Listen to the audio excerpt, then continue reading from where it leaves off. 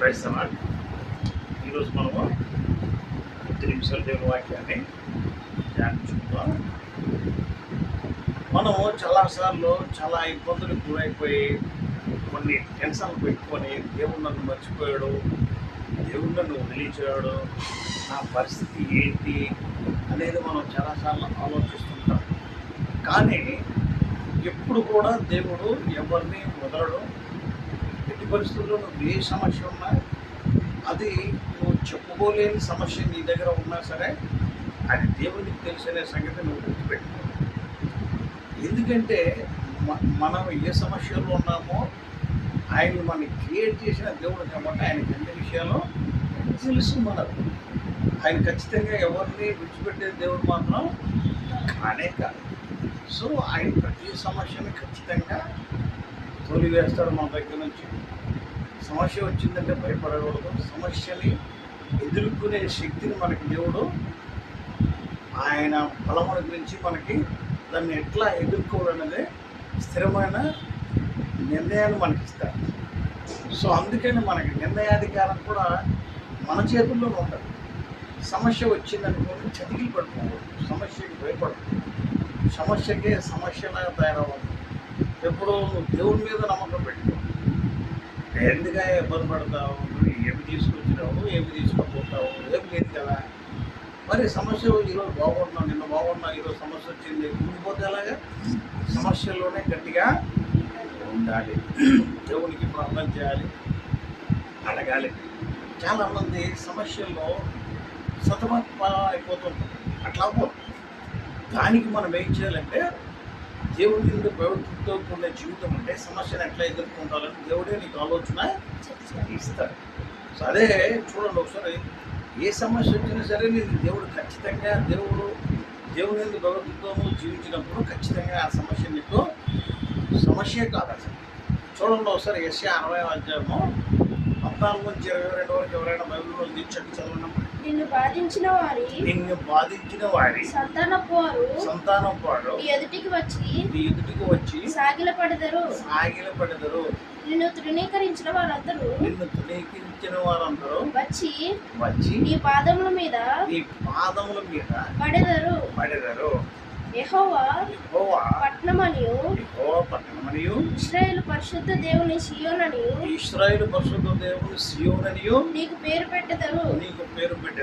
నీవు విసర్జింపబడుటను బట్టియు దేశింపబడుటను బట్టియు ఎవడును నీ మార్గమున దాటిపోవట లేదు. గుర్తుపెట్టుకోవాలా. మనం ఎప్పుడు మనల్ని అందరూ ప్రేమగా చూడట్లేదు, మనల్ని ఏదో ఆడేసుకుంటారు, పాడేసుకుంటారు, అసలు మనకెవరు సపోర్ట్ లేరని ఎప్పుడు నువ్వు అనుకోకూడదు. నువ్వు దేవుడి మీద ఆధారపడిన వ్యక్తి అయితే మనుషుల సహాయాన్ని అసలు కోరుకో. దేవుని కలిగి ఉంటే నీ సమస్యని ప్రతిదాన్ని దేవుడికి చెప్పుకుంటే ఆ సమస్య సాల్వ్ అవుతుంది. అవునా? అయితే నీకు వెంటనే థాట్ రావాలి, సమస్య దేవా ఈ సమస్యను నాకు విడుదల దయచేయండి నా ప్రభువా అని ప్రార్థన చేసినప్పుడు ఖచ్చితంగా దేవుడు దాన్ని సాల్వ్ చేసే కెపాసిటీ నీకు ఇస్తాడు. అట్లా మనము సమస్యనే దేవుడికి చెప్పే గుణము నీ దగ్గర ఉండాలి. నెక్స్ట్ చదువు. ఎవడును నీ మార్గమున దాటిపోవట లేదు. నిన్ను శాశ్వత శోభాతిశయంగాను బహుతరములకు సంతోషకరణంగాను చేసేదను. సో మనల్ని ఎట్లా చేస్తాడంటే మన దేవుడు సమస్యల్లోనే నిన్ను సువర్ణంగా చేస్తాడు. సమస్యలు పెట్టేది ఆయనే, సమస్యలను తప్పించేది కూడా ఆయనే. సమస్యలు పెట్టేది కూడా ఆయనే, సమస్యలను తప్పించేది కూడా ఆయనే. ఈ సమస్యనే నువ్వు ఎట్లా ఎదుర్కోవాలనేది నీకు ట్రైనింగ్ ప్రోగ్రామ్ అనమాట. ఆ ట్రైనింగ్లో నువ్వు సఫలతం అయిపోకూడదు. చూడండి అక్కడ మళ్ళీ అంటుండ్రు, నేను శాశ్వత శోభాతిశయంగా బహుతరములకు సంతోషకరణంగా చేసేస్తాను అన్నాడు. ఎందుకు భయపడతావు? ఏ సమస్యకు భయపడతావు? ఇందులో సమస్య ఎక్కడ ఉంది చెప్పండి. అంటే నువ్వు ఎందుకు భయపడుతున్నావు అంటే నువ్వు దేవుని వాక్యం మీద ఆధారపడతావు. దేవుడిని ప్రార్థన జీవితం వదిలేసావు, నెలకు కలిగి ఉండడం మానేసావు. కాబట్టి నీకు ప్రతి సమస్యగా భయం అనేది నీ దగ్గర దరిదాపులోకి వచ్చేసింది. సైతాన్ గారిని ఎప్పుడైనా ఈ సమస్యకి నువ్వు భయపడుతున్నావు అంటే, నువ్వు దేవుని పేరు వెంటనే నీ నోటంతా పలకలేకపోతున్నావు అంటే అప్పుడే నువ్వు అనుకోవాలి సైతాన్ గారు నా పక్కన ఉన్నాడు అనుకోవాలి. సమస్య వచ్చినప్పుడు ఎప్పుడైతే ఏసు రక్తమైతే వేస్తున్నామో ఈ సమస్య సాల్వ్ అయిపోదు కాక అంటే అది సాల్వ్ అయిపోతుంది. ఆ మాట నీ నోటంతా రాలేదు అంటే ఖచ్చితంగా సైతాన్ గారు నీ పక్కన ఉన్నాడనే నువ్వు అనుకోవాల్సిందే. ఇంక అందుకుంటున్నాడు ఇంకోట్లేదు. ఎందుకంటే దేవుని ప్రభుత్వం కలుగుతున్నాడు ఏసు రక్తమై చేయమంటాడు. ఖచ్చితంగా ఏసు రక్తమై చేయమనుకుంటే అక్కడికి ఏముండదు. సమస్యలు వస్తాయి, సమస్యలు రావు అని అంటలేదు. చూడండి, ఎంత రెగ్యులేటర్ అనుకోండి, ఒకడు బండ మీద కట్టాడు, ఇంకోడు ఇసుకలో కట్టాడు. ఇద్దరికి సమస్యలు వచ్చారా లేదా? వీడికి ఓ బండ మీద వెళ్ళిగట్టినోడు కూడా వరదలు వచ్చినాయి, వర్షం వచ్చింది, తుఫాన్లు వచ్చినాయి, గాలి విసిరి ఆ ఇంటి మీద కొట్టింది, ఆ ఇల్లు కదలకంటే స్ట్రాంగ్గా ఉంది. ఏ బండ మీద కట్టబడిందండి? క్రీస్తు యేసు అనే బండ మీద కట్టబడింది కాబట్టి అది వనకలేదు, తొనకలేదు. ఇక్కడ ఇసుకలో కూడా వాడు ఇల్లు కట్టాడు, అది కూడా పాప మంచిగా కట్టాడు. ఇక్కడ వర్షం వచ్చింది, వరదలు వచ్చినాయి, గాలి వచ్చింది, తుఫాన్ వచ్చింది, గాలి విసిరి కొడితే ఆ ఇల్లు మంచి పడింది అనమాట, కింద పడింది. దాని పాటు గొప్పది అన్నాడు. కారణం ఏంటంటే దేవుని ఎందుకు భయభక్తులు లేకపోతే ఆ వ్యక్తులు అలాగే ఉంటాయి, బయటికి కనబడుతుంటారు. అది ఎప్పుడైనా ఏదైనా ఎఫెక్ట్ అయ్యేసరికి పట్టమని లేకుండా అయిపోతుంది. అదే దేవుని ఎందుకు భయభక్తులు కలిగి ఉండి నువ్వు స్ట్రాంగ్గా ఉన్నావనుకో ఏ సమస్య కూడా నీకు సమస్య కానేరదు, సమస్యకే నువ్వు సమస్య అవుతావు. నమ్మకంలో ఒకసారి ప్రైజ్లో చెప్పండి. సో దేవుని ఎందుకు భక్తులు కలిగి ఉండడం మనం అనుదిన జీవితంలో తెలుసుకుంటే ఆటోమేటిక్గా నువ్వు సమస్యగా పెద్ద సమస్యలాగా తయారవుతాయి. ఇంకా చూడమ్మా, దేవుడిని ఎలా దీవిస్తాను అంటున్నాడు, చదవండి. యెహోవా నాకు నేను నీ రక్షకుడనియు బహు పరాక్రమం గల యాకోబు దేవుడు నాకు నీ విమోచకుడనియు నీకు తెలియబడినట్లు నీవు జనముల పాలు గురించి రాజుల చంటి పాలు త్రాగెదవు. చదువు. నేను ఇత్తడికి ప్రతిగా బంగారమును తెచ్చున్నాను, ఇనుముకు ప్రతిగా వెండిని, కర్రకు ప్రతిగా ఇత్తడిని, రాళ్లకు ప్రతిగా ఇనుమును తెచ్చున్నాను. చూసావా? ఏమంటుండ్రు? నేను నీకు ఇన్ని విధాలుగా నేను హెల్ప్ చేయబోతూ ఉంటే నువ్వు నన్ను మర్చిపోతే ఈ హెల్ప్లన్నీ ఎలా వస్తాయి నీకు? నన్ను మర్చిపోతే నీకు ఇవన్నీ ఎవరో ఇస్తారో, నువ్వు ఎలా పొందుకోగలుగుతావు? ఇచ్చినోనే నేను, నువ్వు నన్ను వదిలేసి నువ్వు అడ్డదారులు దొరికితే ఆ అడ్డదారిలో సైతాన్ గట్టి నేను పట్టుకుంటాడు. నిన్ను పట్టుకున్నాడంటే నువ్వు అక్కడి నుంచి పైకి కానీ కిందకి కానీ వెళ్ళవు, కానీ కిందకే మొత్తానికి నెట్టేస్తాడు. అంటే వాడికి తోడుగా అగ్నిగుండంలో తీసుకెళ్ళిపోవడానికే రెడీ చేస్తూ ఉంటాడు. సో అందుకని మనం ఏం చేయాలంటే దేవుని వాక్యాన్ని ప్రతిరోజు చదవడం వల్ల ఈ సమస్యలు అనేవి ఎలా సాల్వ్ చేసుకోవాలని దేవుడే నీ జ్ఞానాన్ని ఇస్తాడు. నెక్స్ట్ చదువమ్మా. సమాధానమును నీకు అధికారులుగాను నీతిని నీకు విచారణకర్తలుగాను నియమించున్నాను.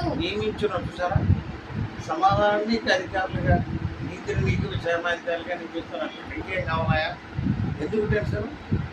మనిషి అనేవాడికి మనకి కష్టాలు వచ్చినప్పుడు దేవుడి మీద ఆధారపడడం అనేది అలవాటు చేసుకోవాలి. ఇబ్బందులు మనకు వస్తాయి. ఇబ్బందులు వచ్చినప్పుడు మనం ఏం చేయాలంటే దాన్ని తట్టుకొని నిలబడాలంటే దేవుని వాక్యమే నమ్ముతాం. లేకపోతే సైతాన్గా పట్టుకోవడం నిలబడ్డావు అనుకో, ఈ పాత రోత జీవితాన్ని ఇంకా వదలకపోతే ఆ పాత రోత జీవితాన్ని పట్టుకొని సైతాన్గా ఏమంటాడంటే, అరే ఈ సమస్యలో నువ్వు మరి వణికావు, నీ పని అయిపోయింది, ఇక నువ్వు వెళ్ళిపోయే అది ఉంచుకొని కూడా ఇచ్చేసి ఎందుకు వచ్చి కూడా అంటాడు. ఏదో ఒకటి తాగేసారా, ఆ పాపలో యాసిడ్ ఉంటుంది, నోట్లు వేసుకో, ఏం కాదు, నీ బ్రతుకు అయిపోయింది, నీ చాపర్ క్లోజ్ ఇక్కడ, ఎందుకు పనికిరావు ఇక్కడ, ఎందుకు పనికిరావు ఇక్కడ, నీ పని అయిపోయింది ఇక్కడ, ఇలాంటి చెడ్డ థాట్స్ అన్ని, నెగిటివ్ థాట్స్ అన్ని ఆడు ప్లే చేస్తే నీ మైండ్ని ఖరాబ్ చేస్తూ ఉంటాడు. ఆల్రెడీ నువ్వు దేవుని వాక్యంలో నిలబడలేదు కాబట్టి ఆడు చేసిన దానికి నీ పక్కన ఉంటాడు కాబట్టి వాడు ఇంకా దాన్ని అభివృద్ధి చేస్తూ ఉంటాడు నెగిటివ్ థాట్స్. సో అందుకనే ఈ నెగిటివ్ థాట్స్ పోవాలంటే నువ్వేం చేయాలా? ఆల్వేజ్ యేసు రక్తమే చేయమనుకునే ముందుకు వెళ్ళిపోవాలి. యేసు రక్తమే చేయమని నీ నోటంటే ఎక్కువ వచ్చిందో, యేసు రక్తం అంటేనే సైతాన్ని గారికి భయం. ఎందుకంటే యేసు రక్తం ప్రతి వాడికి విడుదల దయచేస్తుంటే వాడు పాపాల నుంచి, చిన్నోడి దగ్గర నుంచి ముసలివాడి దగ్గర వరకు ఏసై ఎవరు నమ్ముకుంటూ ఆ రక్తంలో కడగబడినట్టే ఆయన పాపాల కింద లెక్క అనమాట. సో అందుకనే బైబిల్ చదువుకున్నాడు ఎప్పుడు కూడా దేవుని భక్తులు కలిగి ఉన్నాడు, దేవునిలో పాప క్షమాపణ పొందుకునే ఏసై రక్తంలో కడబడి పరలోకానికి ఎత్తబడతాడు అని అర్థం. ఏసైని అందుకే నమ్ముకుంటే ఏసై నా కోసం ఉన్నాడు, ఆయన నా సమస్యలన్నింటినీ శిలువలో కొట్టివేశాడు, నేనెందుకు భయపడాలనేటట్టు ఉంటాడా. అది మనం అర్థం చేసుకోకపోతే చాలా ఇబ్బందుల్లో పడదు. నెక్స్ట్ చదవమ్మా. ఇకను నీ దేశమున బలాత్కారం అను మాట వినబడదు. నీ సరిహద్దులలో పాడు అను మాట గాని నాశనము అను మాట గాని వినబడదు. రక్షణయే నీకు ప్రాకారములనియు ప్రఖ్యాతియే నీ గుమ్మములనియు నీవు చెప్పుకొందువు. ఇక మీదట పగలు సూర్యుని ప్రకాశమైనను నీకు వెలుగుగా ఉండదు. నీకు వెలిగించుటకై చంద్రుడు ఇకను ప్రకాశింపడు. యెహోవాయే నీకు నిత్యమైన వెలుగవును.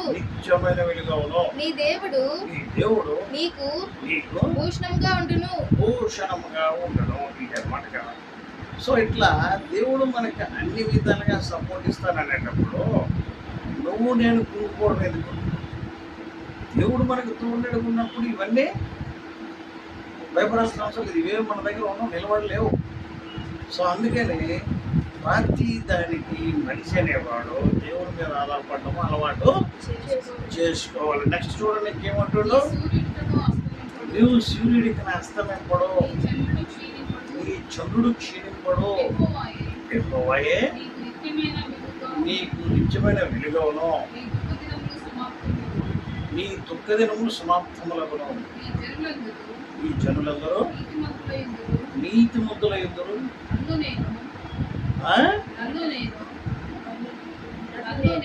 నన్ను నేను మహింపరుచుకున్నట్లు వారు నేను నాటిన కొమ్మగాను నేను చేసిన పనిగాను ఉండి దేశమును శాశ్వతంగా స్వతంత్రించుకుందరు. ఏమంటారు? వాళ్ళు ఒంటరి లేనివాడు 1000 మంది చాలు, 1000 మంది ఎన్నిక లేనివాడు గొప్ప జనము.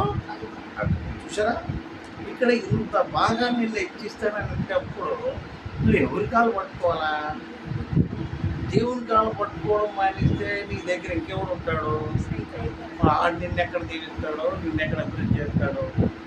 ఇంత ఘనంగా దేవుడు చెప్పేవాడిలో ఎన్నిక లేనుడు గొప్ప జనం అవుతాడు.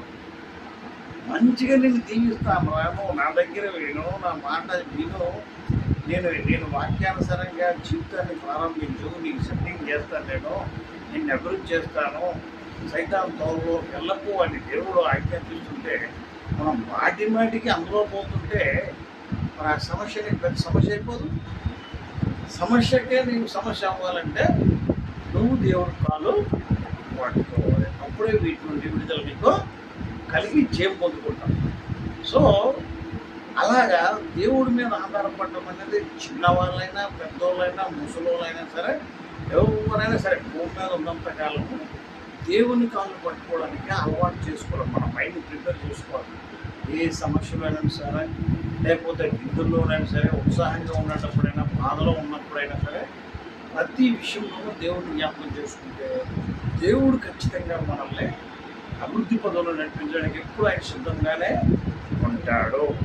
అట్టి విధమైన దేవుని భయభక్తులు యెహోవా దేవుడు నిరంతరం యేసయ్య నామమున మనకు అనుగ్రహించును గాక. ఆమేన్. ఆమేన్ ఆమేన్ ఆమేన్.